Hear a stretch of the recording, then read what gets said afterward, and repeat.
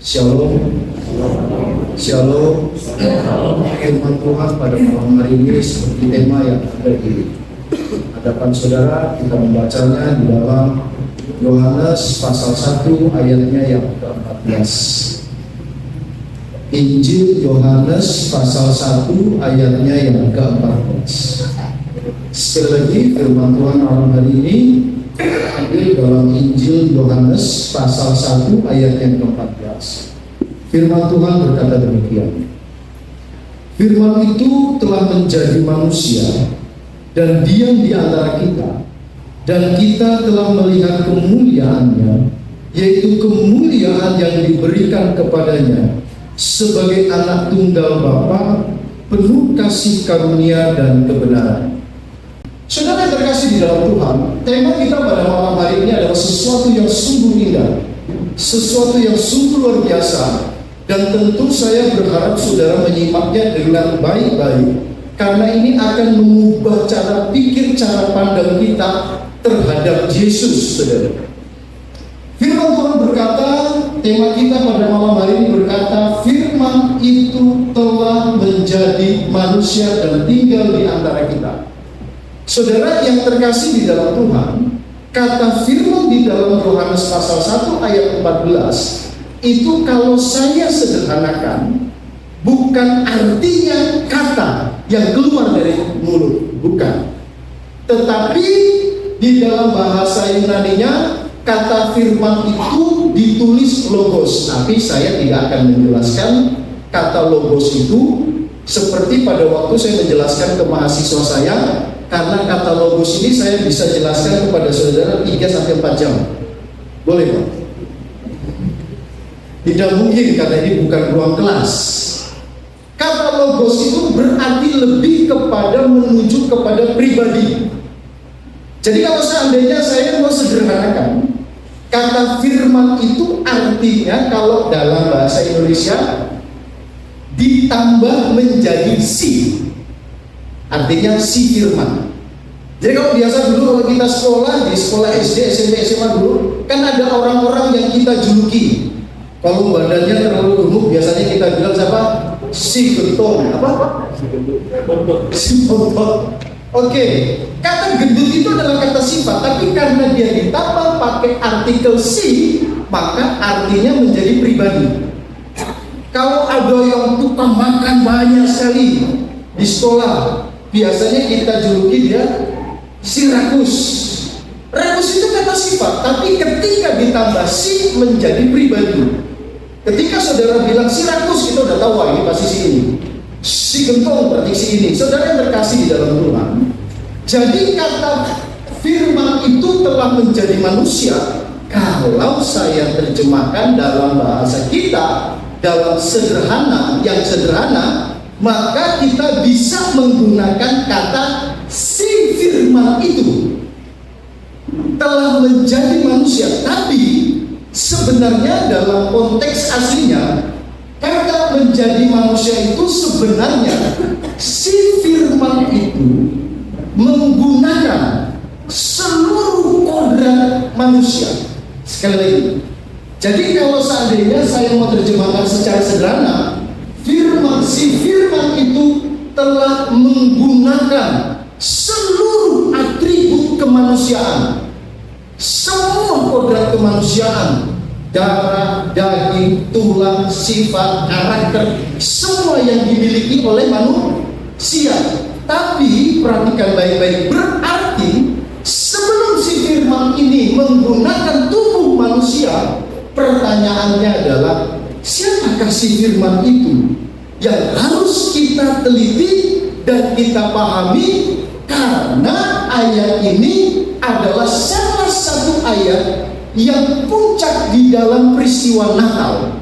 Namun ingat sebentar, saya akan menjelaskan bahwa Natal tidak akan bisa dilepaskan dengan peristiwa Paskah. Amin. Nggak bisa. Natal pun tidak bisa dipisahkan dengan Paskah dan juga dengan kebangkitan. Nggak bisa.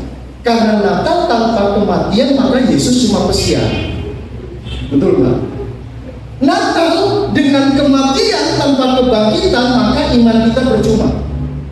Oleh karena itu, Natal tidak bisa dipisahkan kelahiran, kematian, dan kebangkitan. Nah, saudara, sebelum saya menjelaskan lebih jauh lagi, siapakah si firman ini?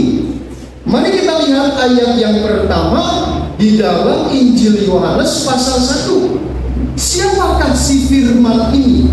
Alkitab berkata, pada mulanya adalah firman. Pada mulanya adalah si firman. Ayat ini mau menjelaskan kepada kita bahwa sebelum segala sesuatu ada, sebelum bintang ada, sebelum matahari ada, sebelum bulan ada, sebelum bumi ada, sebelum saudara ada, sebelum orang tua kita ada, sebelum segala sesuatu ada, sebelum jagat raya ini ada, si firman itu sudah ada. Berarti si firman ini bukan pribadi yang sembarangan. Karena si firman ini sebelum segala sesuatu ada, dia sudah ada. Sebelum saudara melihat bintang, dia sudah ada. Dan perhatikan, kata pada mulanya adalah firman, dia bukan cuma ada sebelum segala sesuatu ada, tapi kata pada mulanya adalah firman, dia juga penyebab dari segala sesuatu yang ada. Artinya, kalau dia tidak ada, maka bulan tidak ada. Kalau dia tidak ada, maka bintang tidak ada.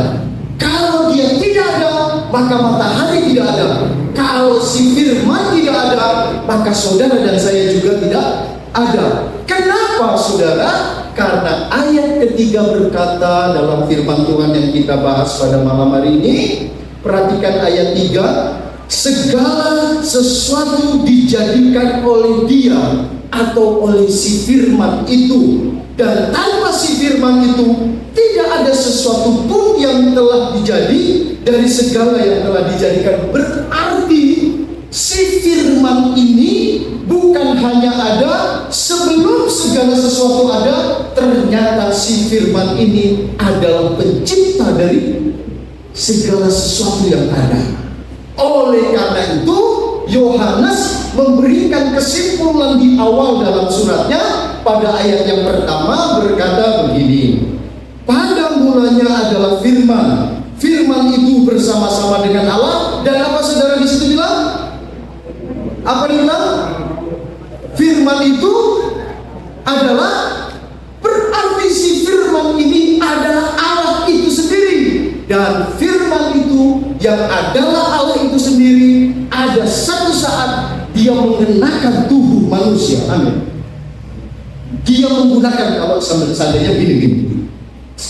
Maaf, saya lepas jas saya boleh? Boleh saya lepas jas saya? Oke, seperti ini saudara. Kalau saya lepas jas saya biasanya rasa nggak enak kalau lepas jas korban. Kenapa? Saya malu dengan dua gembala ini, dengan Pak Pendeta Yesman, dengan Pak Pendeta Mulyo. Saya agak malu karena saya tidak punya perut. Jadi saya agak malu, Pak. Saya terkadang malu dengan teman-teman pendeta karena saya tidak punya perut. Oke, perhatikan. Jadi kata dia menggunakan firman, firman itu menggunakan manusia. Sebelum dia menjadi manusia, dia cuma Tuhan. Toh, bahasa Jawa nih. Bahasa Jawanya dia cuma Allah toh. Tapi ada satu saat dia seperti saya menggunakan jas ini. Anggaplah jas ini adalah sifat kemanusiaan dari si firman itu. Jadi saudara, oke saya pakai lagi supaya perut saya nggak kelihatan. Jadi sebenarnya si firman itu cuma Allah saja, tapi ada satu saat di mana Allah itu menggunakan tubuh atau menggunakan seluruh atribut kemanusiaan, dan cara dia menggunakan atribut kemanusiaan dengan cara dilahirkan di kandang domba yang kita rayakan malam hari ini dengan istilah peristiwa Natal.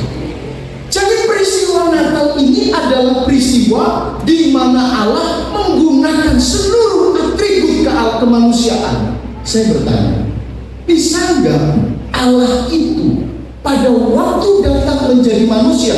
Bisa nggak saudara? Karena dia maha kuasa, dia langsung datang dari surga dalam wujud manusia, kemudian terbang di Yerusalem, dan dia berteriak dengan suara yang menggelegar dengan tubuh manusia, pakai pedang yang menyala-nyala, dan berteriak, "Aku Tuhan, aku Tuhan." Bisa nggak? Bisa, dia maha kuasa. Dan kemudian berdiri di gunggungan bait Allah, dan semua orang Israel pada waktu itu melihat dia, dan kemudian dia buat mujizat. Ia pincang dengan pedangnya, dia sihir jalan. Bawa orang mati, kemudian bawa di hadapan Yesus, hidup. Bisa nggak dia buat semuanya itu? Bisa, karena dia adalah Allah. Kalau dia melakukan itu, saya tanya, semua orang akan menyembah dia Tuhan? Ya, karena dia membuktikan dia datang dalam wujud manusia dan membuat mujizat. Tapi pertanyaan ini, kenapa dia tidak datang dengan cara itu? Kenapa dia harus datang menjadi manusia dengan jalan seperti seorang manusia? Karena memang dia harus datang benar-benar menjadi seorang manusia, benar-benar harus menjadi manusia. Nah, peristiwa itulah yang kita sebut malam hari ini adalah peristiwa Natal, di mana si Firman itulah yang kita sebut dengan nama Yesus yang menjelma menjadi manusia. Oleh karena itu saudara, dia benar-benar menjadi manusia, mengenakan tubuh manusia, dan lahir sebagai manusia di dalam kandungan 9 bulan. Benar-benar 9 bulan. Kemudian dia lahir menjadi seorang bayi yang kita peringati malam hari ini. Saya tanya, bisa nggak dia waktu lahir tahu-tahu langsung jadi umur 30 tahun? Jadi waktu lahir langsung besar. Bisa nggak Pak Leo? Bisa nggak? Bisa, karena dia Allah. Tidak ada yang tidak mungkin, benar nggak? Tapi kenapa dia tidak lakukan itu? Karena dia mau datang benar-benar memiliki seluruh elemen kemanusiaan. Amin. Benar-benar memiliki hidup sebagai manusia. Saudara yang terkasih di dalam Tuhan, bisa nggak ketika dia remaja tahu langsung jadi besar? Bisa. Tetapi itu tidak dia lakukan. Oleh karena itu saudara yang terkasih di dalam Tuhan, Yesus pada waktu mengenakan tubuh manusia, dia mengikuti semua proses kemanusiaan. Dia lahir, dia menjadi bayi, dia menjadi remaja, kemudian dia menjadi seorang yang dewasa, dan kemudian terus, dan pada akhirnya dengan kemanusiaannya dia mengalami kematian di salib. Saudara, sebuah pertanyaan yang harus kita jawab malam hari ini adalah, apa tujuannya dia menjadi manusia? Apa tujuannya dia lahir dan kita kenal dengan peristiwa Natal malam hari ini? Kenapa dia harus menjadi manusia? Kenapa dia harus mengenalkan manusia? Saudara yang terkasih, karena dengan kemanusiaan Yesus, dia akan dijadikan sebagai tumbal atau korban bagi dosa saudara dan saya. Amin. Karena yang mau digantikan, yang mau ditebus, yang mau ditebus dosanya itu manusia, benar-benar manusia, menggantikan posisi saudara dan saya, maka dia menjalani kehidupan sebagai manusia. Banyak yang bertanya begini sama saya, Pak ya, kalau dia Tuhan, kenapa dia haus?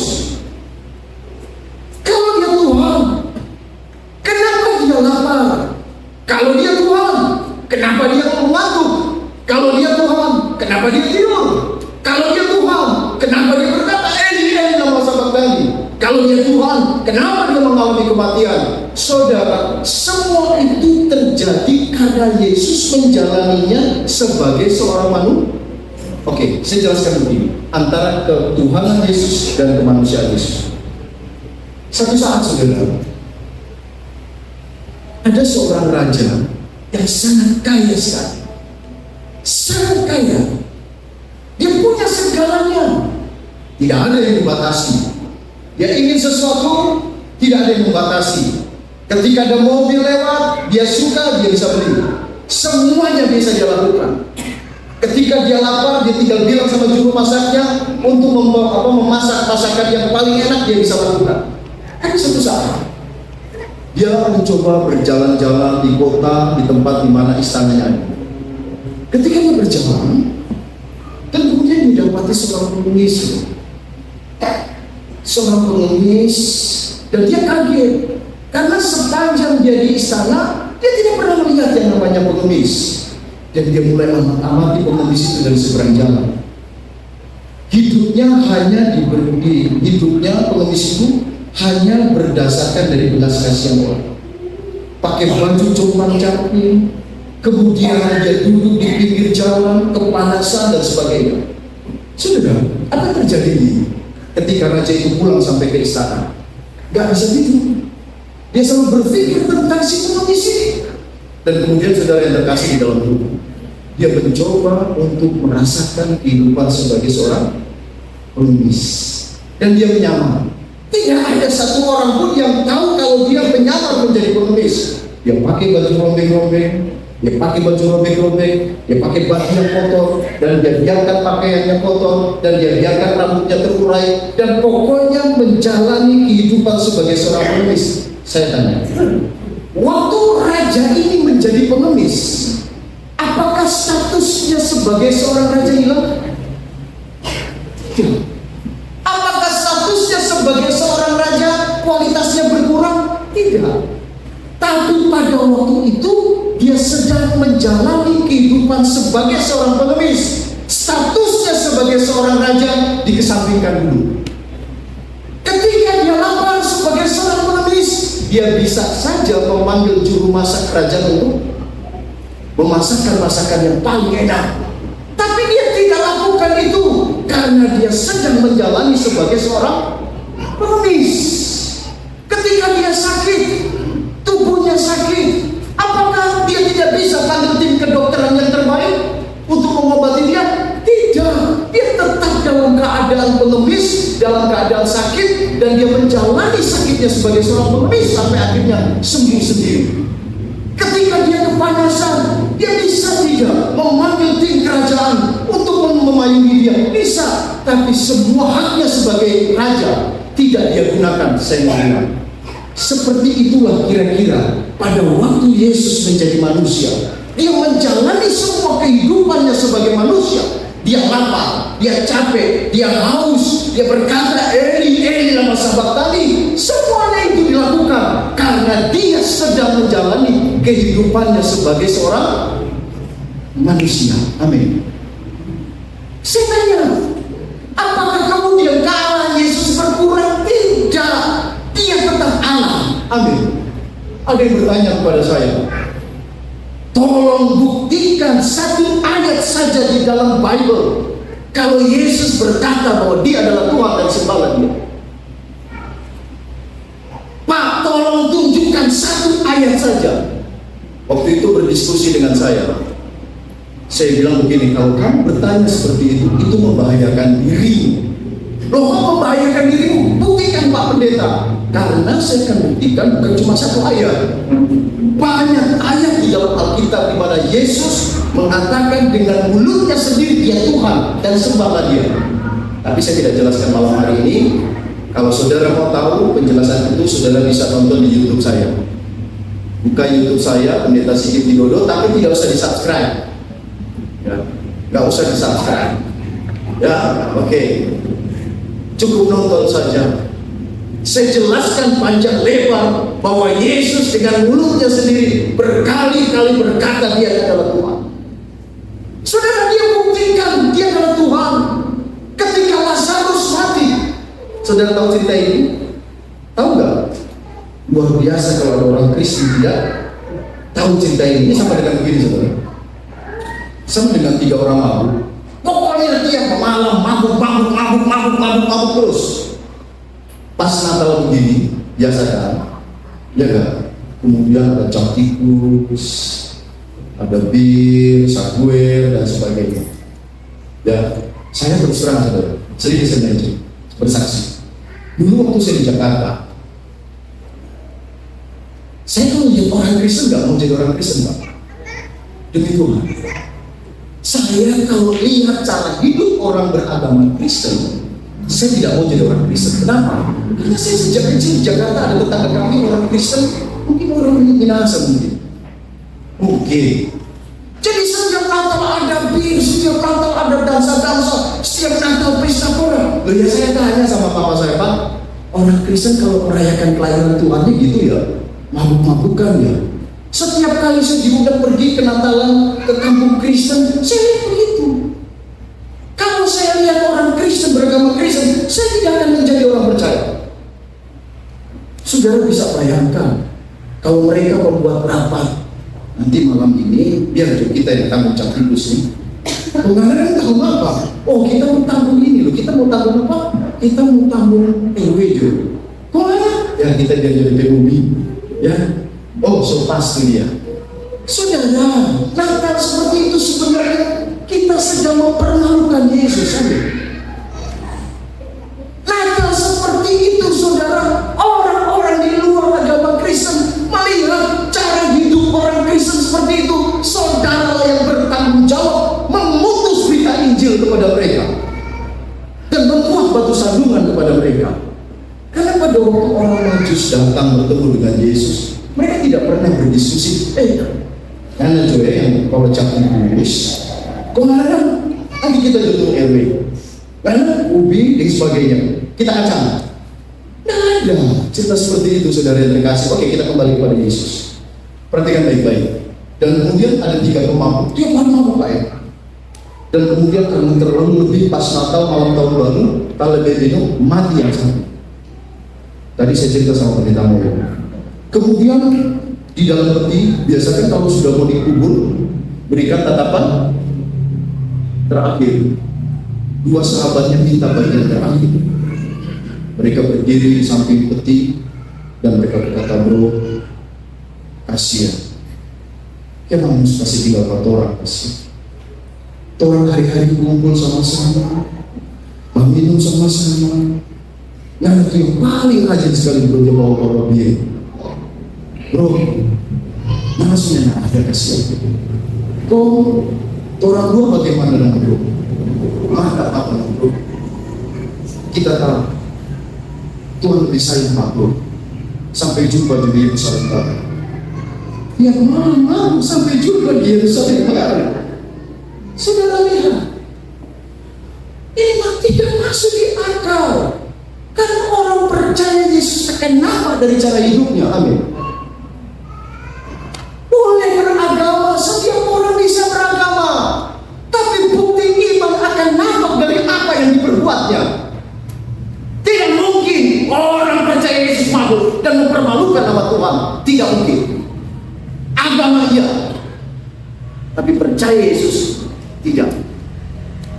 Karena memang mungkin lahir di keluarga Kristen, gak bisa pilihan, mau gak mau jadi Kristen. Akhirnya saudara terkasih dalam Tuhan. Waktu Lazarus mati, saudara lihat, kenapa Yesus tidak langsung pergi ke rumah duka dan dia 3 hari di Betania? Saudara, kalau ada keluarga teman sahabat meninggal dan saudara tahu bahwa itu teman saudara, pasti saudara kan langsung pergi ke rumah duka, bukan? Tapi kenapa Yesus harus 3 hari menunggu di Betania? Dan kemudian setelah Lazarus di dalam kubur, baru Yesus datang. Karena bagi adat istiadat orang Yahudi, kalau belum 3 hari, mereka tidak percaya kalau orang itu sudah mati. Yesus menunggu 3 hari supaya semua orang Yahudi percaya bahwa Lazarus sudah betul-betul mati. Pergilah ke rumah duka. 2 kakaknya bilang, Tuhan, sahabat Tuhan sudah mati. Kemudian apa yang dilakukan oleh Yesus? Pergilah dia ke kubur Lazarus. Dia berdoa dan dia berkata, hai Lazarus, pagi. Saudara, masih dengan kain kafan. Lazarus pagi, saya tidak yakin dia jalan, pasti dia lompat Pak. Betul? Lazarus mati pakai kain, Yesus mati pakai kain Nokia pada tolong pakai jas.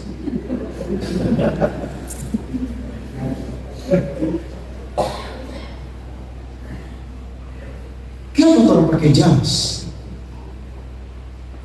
Perempuan Yahudi pun mati pakai kain. Kenapa tolong pakai? Kasihan. Dulu satu kali waktu saya pelayanan di Ahmadi, ada orang yang susah sekali Pak, tapi hidup tidak pernah pakai jas. Karena cuma tukang bikin roda beli. Dan dia pun mengalami gangguan jiwa. Pada waktu mati, kebingungan, tidak ada jas. Setengah mati keluarga cari jas. Terpaksa satu-satunya jas saya yang saya punya, saya serahkan kepada mereka. Akhirnya pakai jas.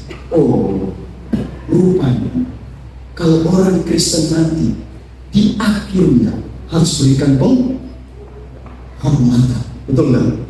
Yang tadinya jangan pakai jas, waktu mati pakai jas, betul nggak? Berikan penghormatan karena dia adalah salah satu orang yang pernah tolong saya, bahwa perumpamaku. Jadi saudara yang terkasih, Lazarus bangkit. Saudara bisa bayangkan kalau Yesus berkata, "Ayo orang mati, bangkit." Apa yang jadi? Semua orang mati di seluruh dunia ada bangkit semuanya. Tapi Yesus menunjukkan kalau dia Allah yang bangkitkan orang mati. Tidak ada satupun manusia yang bisa membangkitkan kalau bukan Tuhan. Dan bukti terbesar bahwa Yesus adalah Tuhan, dia bangkit dari antara orang mati. Amin. Tidak ada satu pemimpin dunia pun yang terbesar sepanjang sejarah dalam kehidupan manusia mati dan bangkit, nggak ada, cuma Yesus.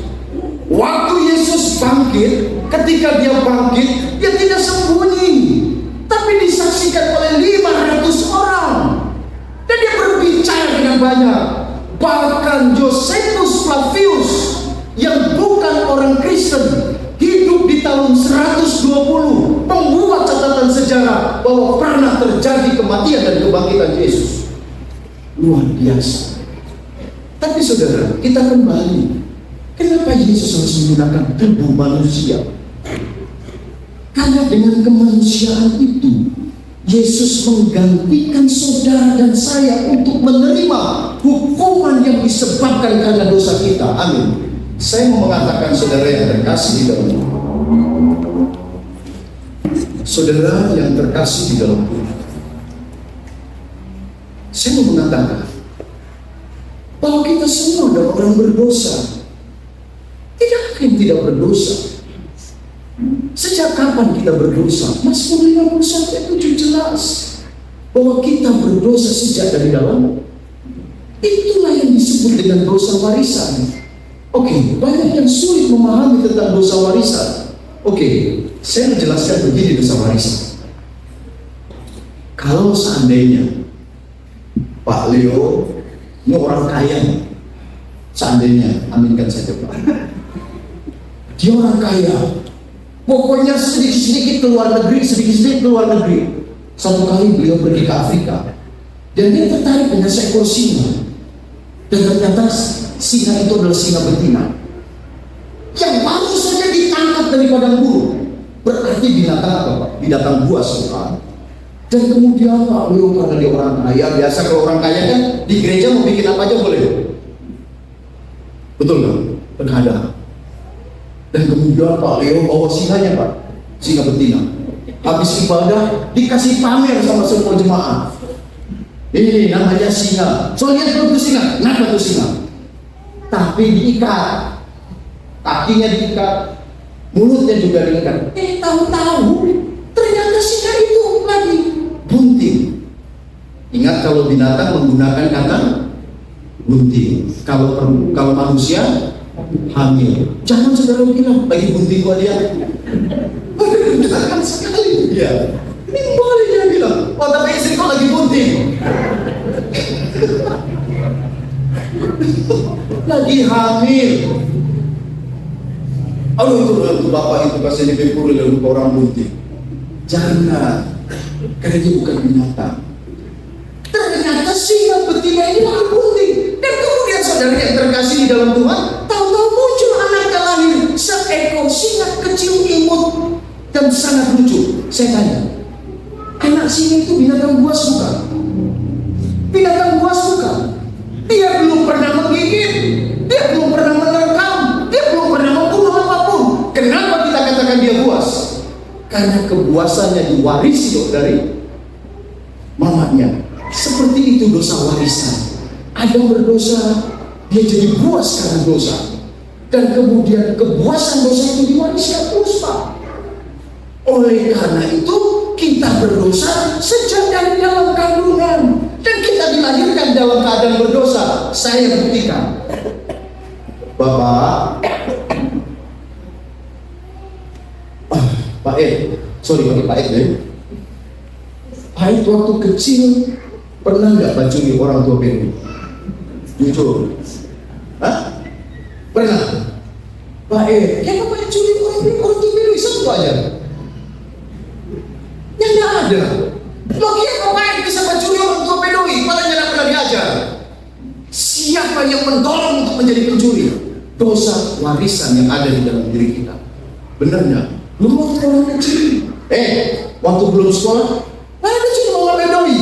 Orang bilang apa? Gak ada mama, nggak ada, kita nggak curi mama Bedoi. Sorry, kita orang Jawa, kita tahu bahasa Manado. Dan tapi istri orang Manado. Hari-hari kalau baca tentang Manado. Jangan curi mama Bedoi, ya mama. Padahal tuh doi dia belum ahli berbohong, betul nggak? Naik kelas 5, jangan curi mama Bedoi. Nah, anda mau lihat deh, tangan kiri, tangan kanan kasih lihat, kalau kedua ya tadi, popoji. Naik SMP, jangan curi mama Bedoi, ya ada mama lihat deh, tangannya tidak ada, kantong kiri, kanan, belakangnya tidak ada. Semakin dewasa dia semakin lihai berbuat dosa, betul nggak? Oleh karena itu saya selalu berkata di mana-mana, terus terang saudara, manusia itu jauh lebih jahat daripada binatang buas, betul nggak? Kita mau bilang manusia jauh lebih jahat daripada kobra karena dosa itu. Ular kobra, dia tidak mau bagi empat orang kawannya dan diganggu, betul nggak? Tapi manusianya tidak perlu diganggu. Perlu diganggu untuk mengganggu orang? Tak perlu. Saudara tidak perlu ganggu tetangga untuk mengganggu saudara, benar nggak? Saudara beli televisi saja mereka sudah beli televisi aja orang. Orang Indonesia itu dari kecil sudah diajar kepo, saudara. Benar, semua mau dikepoin, betul nggak? Beli televisi, mobil, semua mau dikepoin. Saudara terkasih dengan Tuhan. Jadi manusia berdosa sejak dari dalam kandungan, dan dosa itulah yang menyebabkan hubungan antara Tuhan dan kita terputus dan kita terancam masuk di dalam neraka. Tidak ada satupun yang dapat membuat kita selamat dari neraka. Ada yang mengajarkan begini, saudara. Apa? Kan ke surga itu harus dengan perbuatan baik saya. Oke, kalau saudara mau ke surga dengan perbuatan baik saudara, maka pertanyaan saya ini berkaitan dengan Natal, saudara. Kalau saudara mau ke surga dengan perbuatan baik saudara, maka pertanyaan yang harus diajukan kepada saudara adalah dan saya, harus sebaik apa supaya saudara dikatakan orang baik dan Tuhan bilang, ya kamu baik masuk surga? Harus sebaik apa? Harus ada ukurannya dong, betul nggak? Ukurannya apa orang baik? Kalau saudara tanya kepada istri saya, Pak Sigit baik nggak? Pasti dia akan bilang baik karena dia adalah istri saya. Tapi belum tentu tanya ke orang lain kalau saya baik atau tidak, belum tentu, Pak. Jadi kebaikan di mata manusia itu relatif. Tapi Alkitab mengatakan dalam Yakobus pasal 2 ayat 10, jika kamu melakukan seluruh hukum itu, tetapi kamu mengabaikan satu bagian daripadanya, maka kamu bersalah terhadap seluruhnya. Saudara yang terkasih di dalam Tuhan, Alkitab memberitahukan kepada kita untuk masuk ke dalam neraka, saudara tidak perlu banyak dosa, cukup satu dosa sudah melayakkan kita masuk ke dalam neraka. Pertanyaannya adalah, ini kebanyakan oma-oma dan opa-opa, kira-kira sesampai di umur oma dan opa, kira-kira seberapa kali bikin dosa? Seberapa kali? Jawabannya cuma satu. Serupa. Serupa itu cuma dua penafsirannya. Terlalu lamanya nak bikin dosa, atau sudah terlalu. Yang mana saudara? Yang mana? Lamanya nak bikin dosa atau terlalu banyak? Sedangkan satu saja masuk neraka, apalagi yang lain itu, betul nggak? Karena kita tidak bisa menyelamatkan diri kita, karena kita orang berdosa. Layaknya kita orang berdosa, hukumannya di neraka. Ingat, neraka gambaran Alkitab adalah lautan yang isinya belerang yang mendidih. Ketika orang dimasukkan ke dalam neraka, dia tidak pakai tubuh ini, saudara. Nanti di akhir zaman dibangkitkan dengan tubuh kehinaan, agar waktu dimasukkan ke dalam neraka, direbus di dalam lahar yang mendidih, dibakar di dalam lahar yang mendidih. Dia kepanasan, menderita, tetap utuh sampai kapan? Selamanya, yang tidak akan pernah pindah dari neraka. Pertanyaan saya, untuk apa saudara hidup kalau pada akhirnya mati masuk neraka? Tidak ada guna. Tapi ingat, Tuhan sangat mengasihi saudara. Tidak ada satu orang pun di dunia ini di mana Tuhan menginginkan saudara dan saya masuk neraka. Tidak. Tuhan mau kita masuk surga. Tapi persoalannya kita tidak bisa ke surga karena kita orang berdosa. Tiap hari bertambah terus berdosa. Betul nggak? Angkat tangan di sini yang pernah membunuh. Angkat tangan. Halo. Angkat tangan yang pernah membunuh. Ingat, Yesus bilang begini, kalau engkau membenci saudaramu, engkau sudah membunuh saudaramu. Angkat tangan yang pernah membunuh. Wah, puji Tuhan, saudara ini tidak pernah membenci saudara ya. Saudara kekasih dalam Tuhan, nggak bisa, karena kita tidak bisa ke surga dengan usaha kita, dengan segala amal kita, dengan segala perbuatan kita. Maka Allah yang adil itu, Allah yang penuh dengan maha kuasa, tidak ada yang mustahil bagi dia, karena dia Allah, dia bisa berbuat apapun. Dan kemudian dia datang menjadi manusia. Ketika dia datang menjadi manusia, dia adalah Allah yang menggunakan seluruh atribut kemanusiaan. Kalau dikatakan kenapa dia lapar, kenapa dia haus, kenapa dia capek, kenapa dikatakan dia utusan? Karena dia hidup sebagai manusia. Kenapa dia harus menjadi manusia? Menggantikan saudara yang harusnya dihukum. Dan akhirnya karena begitu besar kasih Yesus kepada saudara, dia rela dihukum karena pelanggaran saudara dan saya. Amin. Peristiwa Natal bukan cuma berbicara dia lahir, tapi berbicara dia menggunakan tubuh manusia, dia menggunakan seluruh atribut manusia agar dia mati di salib. Bukan karena dia bersalah, dia dihukum di salib bukan karena dia melakukan dosa, tetapi dia disalib karena dia menggantikan posisi saudara dan saya, supaya waktu kita mati nanti kita tidak perlu dihukum karena Yesus sudah menjalani hukuman bagi kita. Amin. Saudara, ada bertanya kepada saya, Pak, mana mungkin Bapak yang bersalah, orang lain yang itu masuk akal, saudara? Sangat mungkin, Pak. Ya. Kenapa? Karena ini bicara tentang kasih, bicara tentang sayang, betul nggak? Ibu-ibu anak akan selalu berkorban untuk anak-anak, betul? Kalau seandainya ada seorang ibu yang sayang sekali sama anaknya, kemudian sakit, sedih, kemudian berdoa begini sama Tuhan, Tuhan, kalau boleh penyakitnya kasih pindah ya Tuhan bagi kita.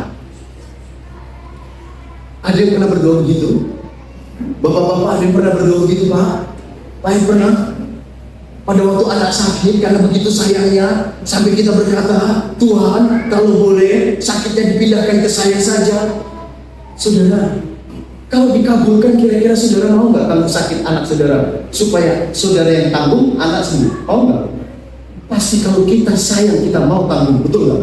Sedangkan kita orang yang berdosa, yang jahat, pun tahu menaruh belas kasihan kepada orang yang kita kasihi. Amin. Apalagi Allah yang Maha Kuasa.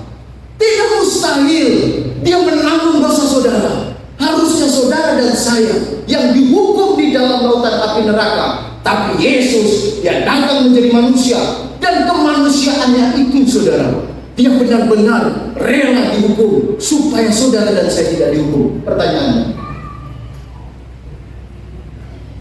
Pertanyaannya, siapa kira-kira yang ditebus dosanya dengan kematian Yesus di kayu salib? Ingat, Yesus datang untuk semua manusia. Yesus yang tidak pernah bilang bahwa Dia penyebar agama, tidak. Karena Dia datang untuk semua kalangan. Dia datang untuk semua manusia. Dia mati di kayu salib untuk menebus siapapun yang mau ditebus. Dan bukti kalau Dia mau ditebus, Yohanes 3:16 berkata, karena begitu besar kasih Allah di dunia ini, sehingga mengaruniakan anak yang tunggal.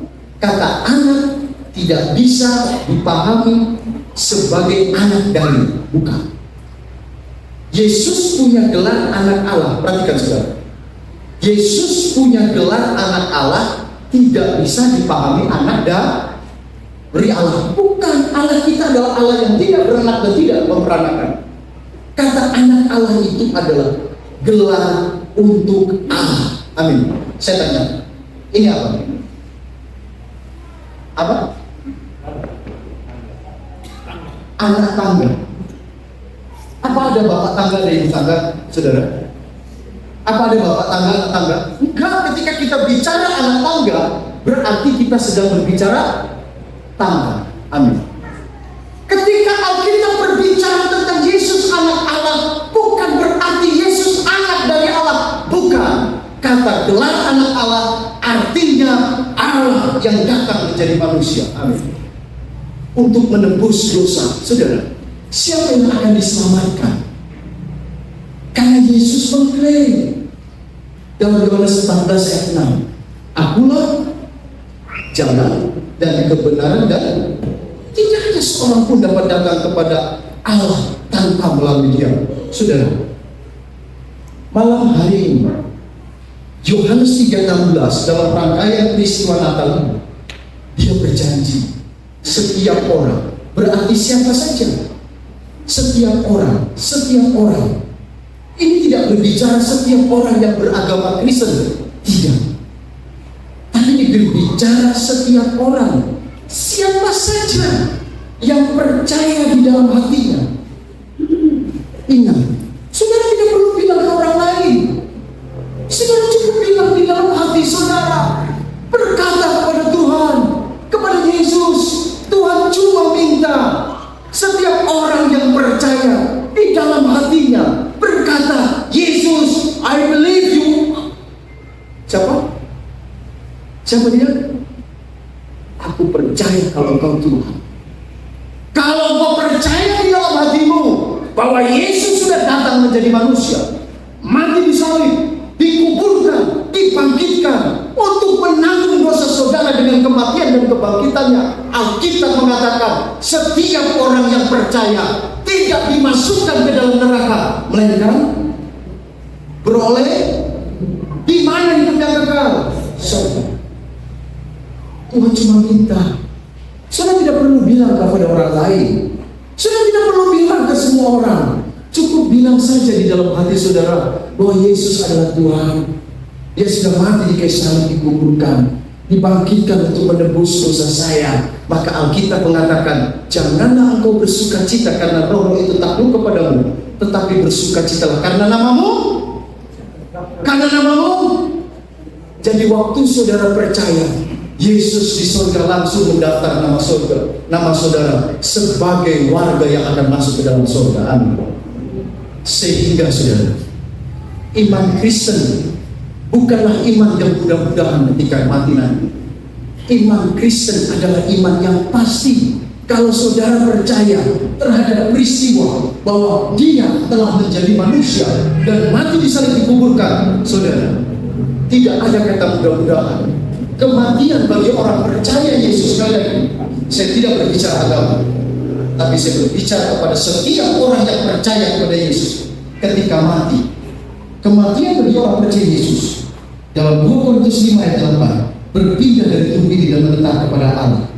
Jadi kematian itu seperti buka pintu masuk surga. Jadi kematian bagi orang percaya Yesus itu seperti buka pintu untuk masuk ke dalam. Jadi selama belum mati, belum mau masuk surga orang. Tapi jangan cari mati. Karena kan ada orang yang bunuh diri pelan-pelan, Pak. Apalagi peristiwa Natal begini, banyak yang bunuh diri pelan-pelan. Tidak percaya, saya buktikan. Baru bisa bayangkan, asam urat, darah tinggi, kolesterol, ya enggak? Aduh, tidak bisa tahan berkatan ini. Pagi itu, sebentar ada katruk, apa katruk atau apa? Habis itu, Tuhan Yesus, kok habis sakit, Januari sakit. Dia, oh Tuhan, kenapa suka sih pergumulan? Pergumulan bikin sakit lagi untuk makan dibagi banyak. Pak pendeta datang, nanti apa? Ya kasihan, sebegini Tuhan tak kasih itu. Salib apa? Itu bukan salib racun. Natal ada cap tikus, Natal ada bir, itu racun. Yang nggak ada dalam Alkitab. Natal mabuk-mabuk yang ada. Bikin susah pemerintah. Saya bilang sama jemaat saya di Luwu, berani ada cap tikus, berani ada sabuel, berani ada bir, Natal keluar dari gereja. Bikin malu. Bukan bikin malu saya, bikin malu Tuhan Yesus, benar gak? Saudara, kasihan. Jangan. Ya tidak ada tuh cerita waktu Yesus lahir mendorong anak gembala-gembala kok. Puji Tuhan Yesus lahir. Ini coba kurik di Bibli. Saudara, gini. Untuk membedakan orang percaya Yesus dan tidak percaya Yesus satu gambar. Orang percaya Yesus itu menyesal kalau bikin dosa. Kalau orang yang tidak percaya Yesus tapi beragama Kristen belum tentu percaya Yesus. Orang yang tidak percaya Yesus menyesal kalau jangan bikin dosa. Perhatikan. Lepas tahun baru, bro, kita jangan datang dari malam.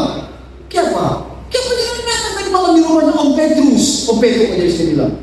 Kita jangan datang di Om Petrus ke rumah. Kita tadi malam lepas tahun, bro. Bukan main tahun tuh biar cap tikus ini semua. Hambur. Kalau dia tidak percaya Yesus, dia bilang apa?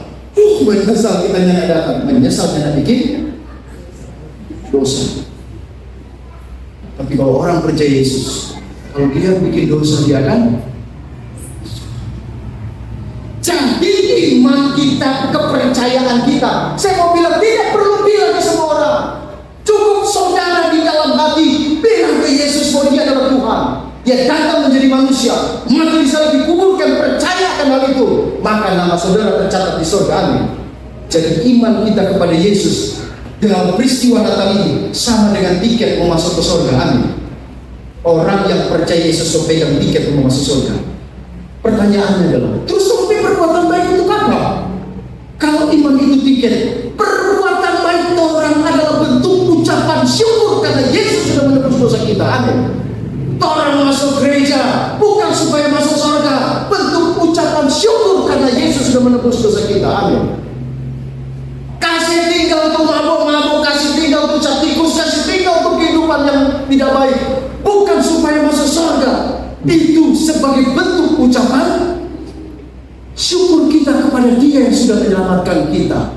Dan yang kedua, perbuatan baik kita itu akan dihitung upah di surga. Yesus bilang, jangan kumpul harta di bumi, karena karat dan minyak akan menghabisinya. Tetapi kumpullah harta di surga. Saudara, setiap perbuatan baik orang percaya dihitung jadi pahala. 1, 2. Ini ilustrasi Pak Moyo meninggal. Pendeta Harmoyo meninggal, pasti masuk surga nggak Pak Harmoyo? Pasti masuk surga. San saya juga meninggal. Sama-sama di surga, tapi tolong mengubah berbeda berdua. Ya, ketika kita ketika kita mati Pak, Tuhan Yesus langsung bawa sil. Kita membuka dulu mengenai buku kehidupan, catatan mengenai perbuatan. Luar biasa, banyak menginjil, banyak berkhotbah, banyak berbuat baik, banyak berbuat baik. Ini mengenai upah di surga jadi camat. Masuk surga banyak berbuat baik jadi. Ini ilustrasi, jangan saudara bawa-bawa keluar. Bilang Pak Sigit ngajar di surga jadi cuma ilustrasi. Masuk surga, percaya Yesus, punya tiket masuk surga, berbuat baik dapat upah. Pas Pak Moyo meninggal, hamba Tuhan. Sorry Pak Moyo, ini ilustrasi ya. Ya ini tak kayak rohani kok ya. Karena dari kecil itu ikut Pak kita, tinggal di rumah lagi. Dibuka buku kehidupannya Pak Moyo. Cuma sedikit lebih perbuatan baik ini Moyo. Kan Tuhan Yesus yang bilang kan, bukan dia. Yang mungkin dia bilang pendeta Moyo, karena Tuhan Yesus. Cuma sedikit lebih perbuatan baik ini Moyo. Terus Tuhan bilang, ini apa upah di surga? Office boy. Jadi apa? Office boy. Kalian cuma sedikit perbuatan baik, sama-sama di surga. Tapi orang dua upah berbeda, tergantung orang perbuatan baik. Oleh karena itu, kalau saudara malam hari ini percaya Yesus, kapanpun kita mati pasti ke surga, amin.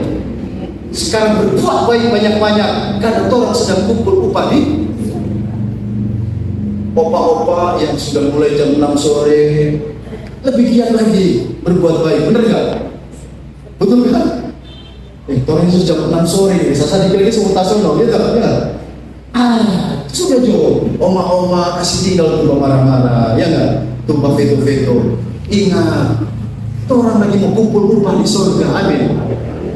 Ya, kumpul upah di surga banyak-banyak, supaya nanti waktu di surga saudara jadi bupati. Ini ilustrasi. Tolong yang di luar ingat baik-baik, ini ilustrasi. Jangan nanti saudara jelaskan dulu, itu Pak Sigit memang sesat. Masa mengajarkan di surga jadi camat? Ya, ilustrasi. Kalau sekarang Pak, kita berbuat dosa, apakah keselamatan kita hilang? Tidak, nama kita tidak hilang. Ibrani 10 ayat 10, bahwa kita telah dikuduskan satu kali untuk. Tapi saudara, sekarang hubungan kita dengan ini yang terakhir, bagian akhir saya. Bagian akhir. Kalau di gereja saya, terus terang, kalau saya lagi khotbah, ada 2-3 orang muak, kita berhenti khotbah. Terus terang, kalau di gereja saya ada 2-3 orang muak, saya berhenti karena kasihan, betul nggak? So mengantuk, pendeta khotbah terus menyiksa jemaah, betul nggak? Dan kita tidak mungkin menyiksa kita pe jemaah. Jadi kalau sudah mulai 2-3 orang muak, kasih berhenti. Makanya jangan heran kalau saudara ibadah di gereja saya, banyak yang menangis waktu saya khotbah. Bukan terharu, bertahan menguap. Allah menetes air mata. Kalau Pak Ed khotbah di sana dorong menetes air mata, jangan GR Pak. Dorong datang menguap. Kan semuanya kan itu pendeta khotbah. Begitu. Kalau orang berbuat dosa, ingat hubungan kita dengan Tuhan seperti anak dan bapa. Makanya kita bilang Bapa yang di surga. Bukan Bapa secara jasmani, bukan. Bapa itu adalah sebutan penghormatan kita kepada Tuhan. Karena kita Bapa, karena Dia Bapa, kita anak. Pak, Om punya anak Pak. Waktu kecil, Dora ada pernah bikin salah nggak? Banyak. Pernah Om pukul? Kau tapi Bapak sering pukul kita. Pernah pukul. Sekarang kita tanya, habis dipukul, masih anak itu bukan? Pasti masih anak bukan? Betul lah. Kalau orang salah cambuk, kalau orang salah cambuk, kita banyak kali dicambuk, tetap kita DP anak, betul lah. Tapi anak salah cambuk. Kenapa dicambuk? Karena dia salah. Supaya mendidik dia, jangan lagi bikin, bener gak? Hari ini bukan berarti kita pasti ke surga, kita buat semau hidup kita, tidak. Karena Allah itu adalah Bapa kita. Kalau saudara bersalah, Tuhan cambuk di bumi ini. Amin. Cambukannya macam-macam, saudara. Bisa sakit, usaha gagal, masa depan suram, rumah tangga kacau, itu bukan berarti Tuhan membenci, tapi bentuk kasih sayang supaya orang bertobat. Amin. Tapi ketika orang mati, tetap orang adalah anaknya. Amin. Sekali anak, tetap nyanda ada mantan anak. Betul. Ada mantan istri? Ada mantan istri? Nanti mati baru mantan istri. Karena orang Kristen nanti cerai kalau mati. Saudara, jadi setelah kita masih ke surga, jangan bikin macam-macam. Tuhan cambuk. Kalau tidak bertobat cambuk, kalau tidak bertobat cambuk, kalau tidak bertobat cambuk. Saudara tahu pukulan Tuhan terakhir apa? Saudara tahu pukulan Tuhan terakhir apa kalau tidak bertobat, Pak, Bu? Apa pukulan Tuhan terakhir? Ingat, Tuhan memukul bukan membenci, tapi karena mengasihi, karena Dia Bapa dan anaknya. Amin. Apa pukulan Tuhan terakhir kalau tidak bertobat? Tuhan cuma bilang, mari saudara. Tahu arti kata mari saudara? Tahu apa? Ya? Selamat tinggal. Kemudian di gereja diumumkan. Biasa pengumumannya gimana? Telah berpulang ke rumah Bapa di surga pada karena cambukan bukan di waktu. Jadi bukan berarti setelah kita pasti ke surga kita hidup semaunya. Berbuat baik dapat upah, berbuat dosa cambuk di bumi ini. Amin. Saudara terkasih dalam hidup, itu makna Natal. Si firman itu, si Tuhan itu, si Allah itu telah menggunakan seluruh atribut kemanusiaan. Dengan kemanusiaan itu dia lapar, dia haus, dia capek, dia utus, dia diutus, dan dia mati di salib. Jadi kalau ada yang bertanya, kenapa Tuhan mati? Bukan Tuhannya yang mati, tapi kemanusiaannya yang mati. Kalau saudara percaya bahwa Yesus adalah Tuhan yang datang menjadi manusia, mati di salib, dikuburkan dan dibangkitkan, cukup di hati saudara. Bilang kepada Tuhan, nama saudara terdaftar di, gak usah bilang-bilang ke orang, cukup bilang kepada Tuhan, karena iman itu urusan saudara dengan Tuhan. Amin. Saudara terkasih dalam, biarlah firman Tuhan ini menguatkan kita, dan Natal ini membuat kita penuh dengan ucapan syukur. Yang jelas, kalau orang sejarah baku dapat di bumi ini, karena kita mau pindah balik tugas pelayanan. Yang jelas orang baku dapat di mana saudara? Baku dapat di mana? Amin.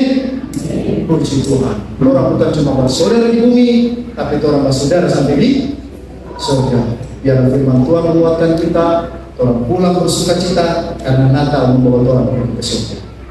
Amin. Mari kita